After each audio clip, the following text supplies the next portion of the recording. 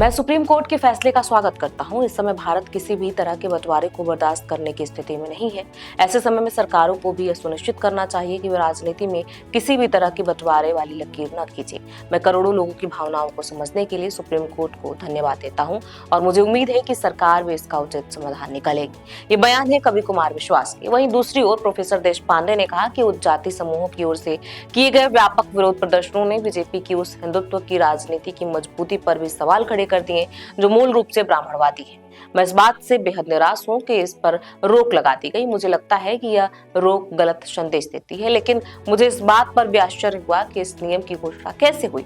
मैं केवल यही उम्मीद कर सकता हूं कि भविष्य में भी ऐसे सकारात्मक आश्चर्य मिलेंगे। दरअसल सुप्रीम कोर्ट ने गुरुवार को यूनिवर्सिटी ग्रांट कमीशन यानी यूजीसी के उच्च शिक्षण संस्थानों में समानता बनाए रखने से जुड़े नियमों पर रोक लगा दी। कोर्ट ने कहा कि नए नियम ऐसे महत्वपूर्ण सवाल खड़े करते हैं जिन्हें अनदेखा किया गया तो इसके बहुत दूरगामी परिणाम हो सकते हैं और ये समाज को विभाजित कर सकते हैं। बता दें कि पिछले कुछ हफ्तों से इन नियमों का देश के कई इलाकों और यूनिवर्सिटी में विरोध हो रहा था। ऐसा माना जा रहा है कि विरोध करने वाले ज्यादातर लोग सामान्य वर्ग के थे। अब इस पूरे मामले पर लोगों के विचार बट गए। सपा प्रमुख अखिलेश यादव से लेकर बसपा अध्यक्ष मायावती और टीएमसी ने कोर्ट के फैसले का स्वागत किया है और उसे उचित कदम बताया, तो आरजेडी ने सरकार की मंशा पर सवाल उठाए हैं। कांग्रेस ने बीजेपी पर असली मुद्दों से भटकाने का आरोप लगाया है। नमस्कार, मैं हूं प्रियांशी और आप देख रहे हैं नव भारत लाइव। बता दें, साल 2026 के नियम सुप्रीम कोर्ट में 2019 और 2016 में कथित जाति आधारित भेदभाव को लेकर पायल तडवी और रोहित वेमुला की माताओं की तरफ से दायर याचिकाओं से आए हैं। उन्होंने उच्च शिक्षण संस्थानों में भेदभाव विरोधी व्यवस्था बनाने की मांग की थी। याचिकाकर्ताओं का प्रतिनिधित्व करने वाले इंदिरा जयसिंह ने नियमों पर रोक लगाने के अनुरोध का विरोध किया था। वरिष्ठ वकील इंदिरा जयसिंह ने इस मुद्दे पर एक पोस्ट में लिखा, अगर भारत सरकार खुद अपने नियमों का बचाव नहीं कर सकती और बचने के लिए सुप्रीम कोर्ट की तरफ देखती है तो क्या कहा जा सकता है। यह संवैधानिक ड्यूटी की नाकामी है। बता दें, सुप्रीम कोर्ट के फैसले के बाद दिल्ली यूनिवर्सिटी के साथ साथ कई जगहों पर एससी एसटी और ओबीसी समाज से जुड़े लोग सड़कों पर उतर आए हैं, तो वहीं जो जनरल कैटेगरी के लोग हैं वो जश्न मना रहे हैं। एससी एसटी कैटेगरी के लोगों का कहना है कि इस नियम को बनाया ही क्यों गया जब हटाना ही था। इस मुद्दे पर दलित नेता प्रकाश आंबेडकर ने सोशल मीडिया पर एक पोस्ट लिखा।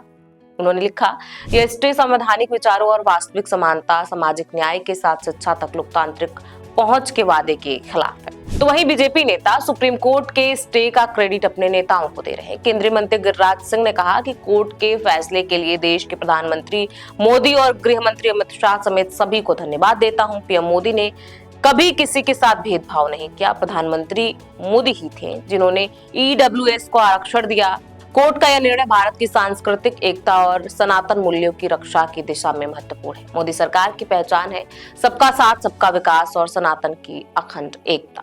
बीजेपी सांसद निशिकांत दुबे ने भी सुप्रीम कोर्ट के फैसले के बाद विपक्षी दलों पर निशाना साधा। उन्होंने कहा कि यूजीसी पर गाली देने वाले सभी ज्ञानी, मैं पिछले 2 दिनों से संसद जा रहा हूं, किसी राजनीतिक दल के किसी सदस्य ने इस पर चर्चा तक करना मुनासिब नहीं समझा। पीएम मोदी के नेतृत्व में जिस केंद्र सरकार ने ईडब्ल्यूएस को 10% आरक्षण देकर गरीबों की सूद ली, उसी को गाली दी जा रही है। पीएम मोदी जी पर भरोसा दिखाइए। संविधान की धारा 14 और 15 के तहत ही देश के कानून चलेंगे। सुप्रीम कोर्ट ने वही किया जो मैंने कहा था।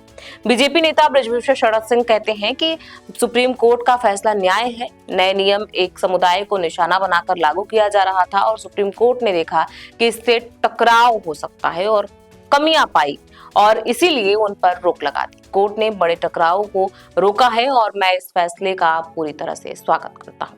तो वहीं यूसीजी के नियम पर सुप्रीम कोर्ट के द्वारा रोक लगाए जाने पर विपक्ष बटा हुआ नजर आया। सपा से लेकर बसपा और टीएमसी ने कोर्ट के फैसले का स्वागत किया। सपा प्रमुख अखिलेश यादव ने यूजीसी के रोक लगाए जाने पर कहा कि सच्चा न्याय किसी के साथ अन्याय नहीं करता। माननीय न्यायालय यही सुनिश्चित करता है। कानून की भाषा भी साफ होनी चाहिए और भाव भी, बात सिर्फ नियम नहीं नीयत की भी होनी चाहिए। न कि किसी का उत्पीड़न हो, न किसी के साथ अन्याय, न किसी पर जुल्म ज्यादती हो, न किसी के साथ नाइंसाफी। बसपा प्रमुख मायावती ने कहा कि मौजूदा स्थिति को देखते हुए सुप्रीम कोर्ट का आदेश उचित है, क्योंकि इन नए नियमों में सामाजिक तनाव का माहौल बन गया था। देश के अलग अलग हिस्सों में इन नियमों के खिलाफ विरोध प्रदर्शन हुए थे। यूजीसी ने देश भर के सरकारी और प्राइवेट विश्वविद्यालयों में जाति आधारित घटनाओं को रोकने के लिए नए नियम लागू किए हैं, जिससे सामाजिक तनाव का माहौल बन गया है। मौजूदा स्थिति को देखते हुए सुप्रीम कोर्ट का यूजीसी के नए नियमों पर रोक लगाने का फैसला उचित है। उन्होंने कहा कि देश में सामाजिक तनाव का ऐसा माहौल नहीं बनता अगर यूजीसी नए नियमों को लागू करने से पहले सभी हितधारकों को भरोसे में लिया होता। कांग्रेस नेता प्रमोद तिवारी ने सुप्रीम कोर्ट के फैसले का स्वागत किया और सत्ताधारी बीजेपी पर असली मुद्दों से ध्यान भटकाने का आरोप लगाया। उनका कहना था कि भाजपा सरकार सिद्धांत को भूल गई है। सरकार का काम है कि यदि कहीं अशांति हो तो वहां शांति पैदा करे, लेकिन ये लोग वर्ग, जाति और धर्म के नाम पर देश में आग लगा रहे हैं ताकि लोगों को असल मुद्दों से भटकाया जा सके। कांग्रेस सांसद रंजीत रंजन ने कहा कि सरकार यह सुनिश्चित करे कि किसी भी छात्र के साथ जाति के आधार पर भेदभाव न हो। इस पर फिर से चर्चा होनी चाहिए, क्योंकि यह एक संवेदनशील मुद्दा है। साथ ही कांग्रेस नेता टीएस सिंह ने कहा कि समाज के एक वर्ग का दशकों से शोषण हुआ है और उनकी सुरक्षा के लिए कानून बने, लेकिन इससे किसी का अहित नहीं होना चाहिए, इसका भी ख्याल रखना जरूरी है। आरजेडी ने इस मुद्दे पर केंद्र सरकार को जमकर घेरा। राज्यसभा सांसद मनोज झा ने न्यायिक तटस्थता को एक मिथक बताते हुए कानून द्वारा यथास्थिति बनाए रखने पर कटाक्ष किया। साथ ही प्रवक्ता सारिका पासवान ने कहा कि भाजपा सरकार ने उत्तर प्रदेश और बंगाल चुनाव को देखते हुए यह जुमला गढ़ा। आरजेडी ने बिहार पुलिस के एक पोस्ट के जरिए भी तंज कसा। ऐसे में इस पर तमाम राजनीतियां हो रही हैं। लोग विरोध प्रदर्शन में फिर से आ गए हैं।